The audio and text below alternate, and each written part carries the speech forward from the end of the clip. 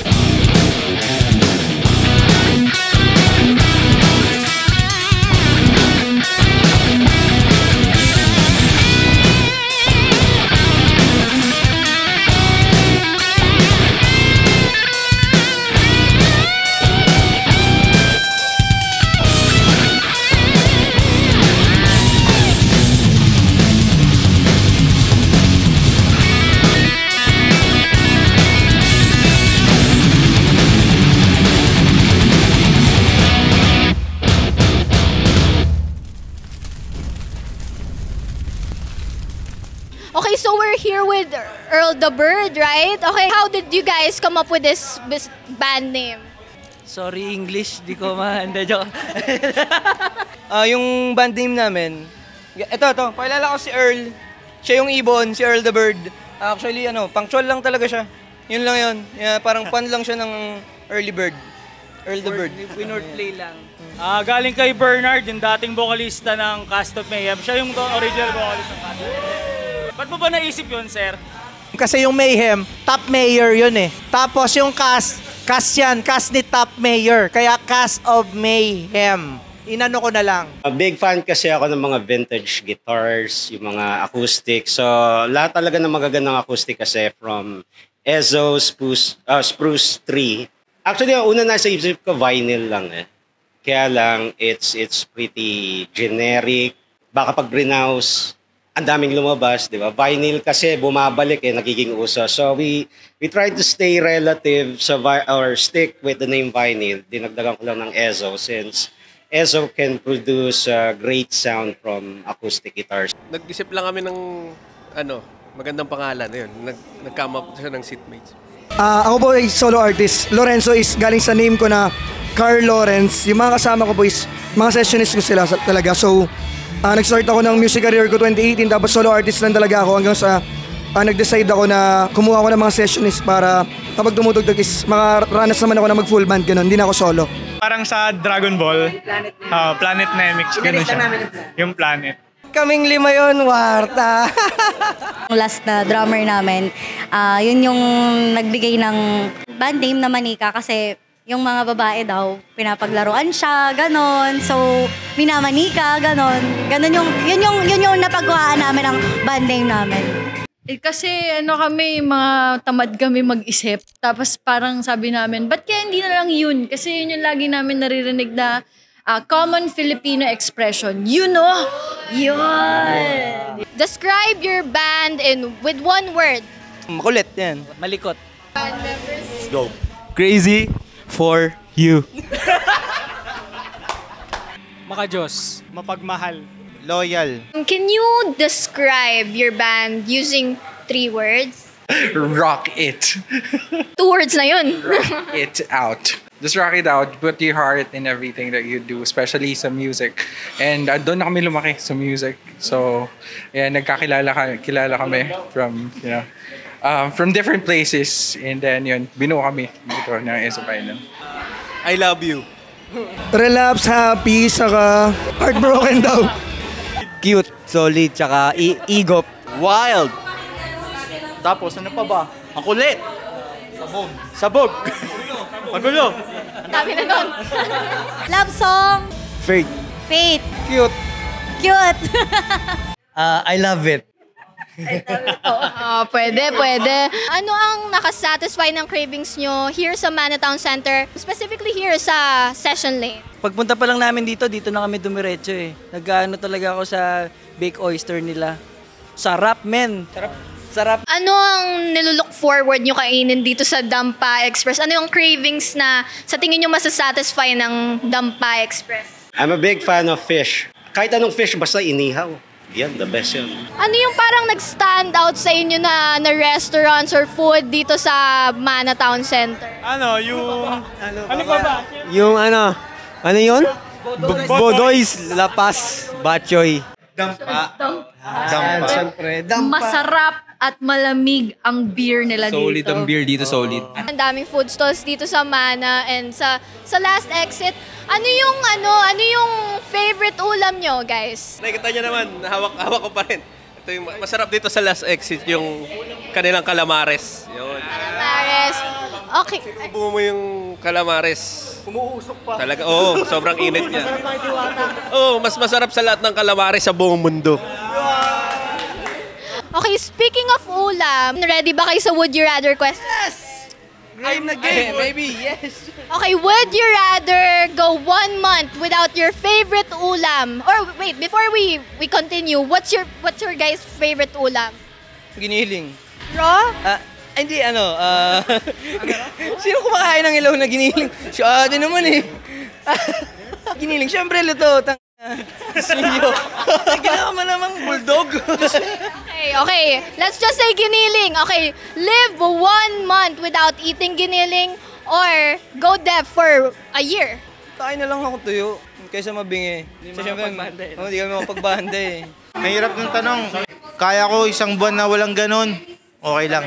Basta may music, syempre dyan tayo nabubuhay. 1 year without your favorite ulam. 1 year? Dami pang ulam dyan. Okay lang. Rock and roll! For me, it's food kasi music is cultivated by each and every one of us. Hindi siya it's like para siyang sibol, buto from buto magiging puno. So we're still cultivating our music. So we need more time for it. So kahit hindi ako makakain ng masarap na pagkain, basta buo kami, nakakatugtog kami, magawa kami ng music namin, and I'm satisfied. What's your favorite ulam? Awkward kasi sabi ko fish, di ba? Pero I love eggplant, sobra. I can live in a year na puro eggplant lang kinakain ko. Okay, speaking of favorite food, favorite ulam, I have another question for you guys. Okay, so para would you rather question to. So would you rather live a year without calamares or your favorite food or live a month without listening to your favorite songs? Ikaw muna. Hindi ko naintindihan ng English. I'd rather not listen to my favorite songs for a month. Calamares live sa last exit. Basta Cavite! JJ! Would you rather go an entire year without eating binagoongan or go a straight month without listening to your favorite songs or to go deaf? Ay, okay lang po ako walang binagoongan na isang buong taon kasi nga, nung huling kain ko nun, na food poison ako, so di ko na talaga siya favorite. May trauma siya sa binagoongan. Ikaw, kaya mo yan. Doon na ako sa isang taon na walang paboritong pagkain kasi pag walang music, boring yung... Boring yung area. Bagay, doon tayo na... Ready ba kayo sa tanong ko na to? Hindi. Para sa akin, yung year na walang food, hindi, walang music, walang favorite food. Ang hirap ng sisig eh. Pero sige, na lang, yung walang food, kaya kong mag-live ng isang buong taon without it. Ako, kaya kong hindi makinig ng music for a month. Pero hindi ko kayang hindi kainin yung favorite food ko ng isang taon. Food is comfort. What's one ulam? What's one ulam you guys can't live without? Ako, sardinas. Saan itlog talaga? Pusit. Jay, yan sabi mo? English ito, BPO to. Yeah. Wala akong headset. Yeah. Sisig is life. Sisig is life. Kasi marami namang ibang music dyan. Food talaga. If one of you makikidnap, ma-hold up, let's say, and the only way na mababail out mo tong, kunyari ito siya, ma-hold up siya, and the only way na para mabalik siya sa banda nyo is to rebrand your band, to rename your band. What's the band name? What's the new band name to reclaim him? kailangan parang wifi password, yun yung requirements. Pwede bang di na namin gagawin yung hayaan na lang namin siya. Okay, 3, 2, 1 dilat. Charles Maverick 1, 2, 3, 4. Is Mayhem Cast. Ano pong name yun? JJ. Okay, JJ. Let's say na hold up si JJ. And the only way na ma-release siya or mababail out niyo siya is to rename your band. At ang criteria natin ay dapat yung name ng band yun, yung new name ng band nyo is dapat parang Wi-Fi password. Ano kaya? JJ lang malakas. Okay. Dambalasik si Lorenzo. LorenzoMusicPHPogi.com. Okay. Sa tingin nyo, sino ang pinaka bumubuhat sa tunog ng Nemik? Sa tingin nyo? Umuwi na. Kasi may gig siya eh. May gig pa. Si Cedric. Si Ced. Let's say si Ced nakidnap. Okay, let's say nakidnap si Ced. And the only way na marereclaim nyo ang inyong band member na bumubuhat sa tunog ng Nemik ay to rename your band na dapat ay password ng Wi-Fi. Iskobuli. Iskobuli? Hindi, yung password ng wifi namin, anti-cool eh. Oo nga. Bawal ba yun? Bili ka wifi mo. Oh my God.